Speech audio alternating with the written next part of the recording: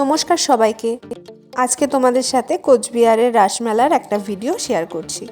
মেলাটা অনেক দিন হলো শুরু হলেও আমরা প্রথম দিকে যেতে পারিনি, আমরা তাই পরের দিকে গেছিলাম। আর সামনে যে তোমরা গেটটা দেখতে পাচ্ছ, এই গেটটা হলো কোচবিহারের নতুন বানিয়েছে। তারপরে আমরা মেলার সামনে পৌঁছে গেছিলাম, আর গিয়ে এই লোকনাথ মন্দিরটার সামনে বাইক স্ট্যান্ড ছিল, ওখানে বাইকটা রেখে তারপরে আমরা গেছিলাম মেলার ভেতরে।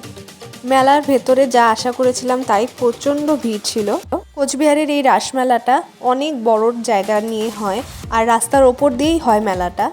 আর এই মেলাটা এতটাই পপুলার যে শুধু কোচবিহারের মানুষজন বা তার আশেপাশের মানুষজন যায় তা না, এখানে বাইরের থেকেও লোক এই মেলাটা দেখতে আসে। আর রাস্তার পাশ দিয়ে যেহেতু মেলাটা বসে, তাই স্থায়ী দোকানগুলোর পাশাপাশি এই অস্থায়ী দোকানগুলোও বসে।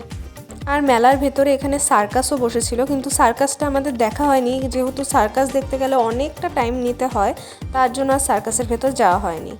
আর মেলার ভেতরে বোধহয় স্বনির্ভর গোষ্ঠীর থেকেই এই হাতের কাজগুলোর দোকান বসেছিল। বাইরের দিকটায় যেসব দোকান ছিল সেটা তো স্বনির্ভর গোষ্ঠীর থেকেই ছিল, এগুলোও বোধহয় ছিল, আমি অতটা সঠিকভাবে বলতে পারবো না, কিন্তু জিনিসগুলো এত সুন্দর ছিল, এত ভালো ছিল, দেখলে একদম চোখ জুড়িয়ে যাচ্ছিল।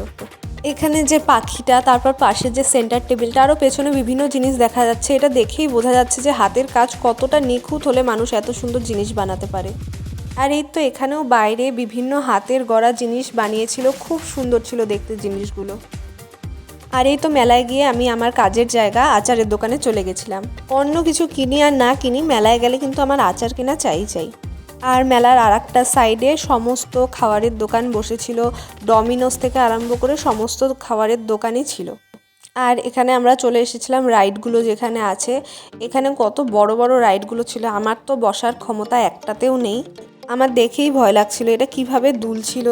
আমি তো ওপরে উঠিনি, কিন্তু রোহন উঠেছিল ওপরে, ও ওখান থেকে এটার ভিডিও করে নিয়ে এসেছিল আমার জন্য। ওপর থেকে মেলার চারপাশটা দেখতে খুব সুন্দর লাগছে, তাই না? এই তো রোহন যতক্ষণ ওপরে রাইডসগুলোতে চড়ছিল, আমি কানেরগুলো দেখছিলাম। মেয়েদের তো এটাই ভালো লাগার জিনিস, কানের যেখানে দেখবে সেখানেই আটকে যায় মন। এই তো তারপরে আমরা এসেছিলাম এই ফোন কভারের দোকানটায়। এখান থেকে আমাদের দুজনের জন্য দুটো ফোন কভার নিয়ে নিয়েছিলাম। তারপরে আমরা মেলা ঘুরে টুরে ফিরে আসার সময় গেছিলাম মন্দিরে। রাসমেলায় গেছি আর মন্দিরে যাব না মদনমোহন মন্দিরে, আর রাসটা ঘোরাবো না তা কি হয়? আমরা মদনমোহন মন্দিরে গিয়ে রাস ঘুরিয়ে তারপরে ওখান থেকে বাড়িতে চলে এসেছিলাম।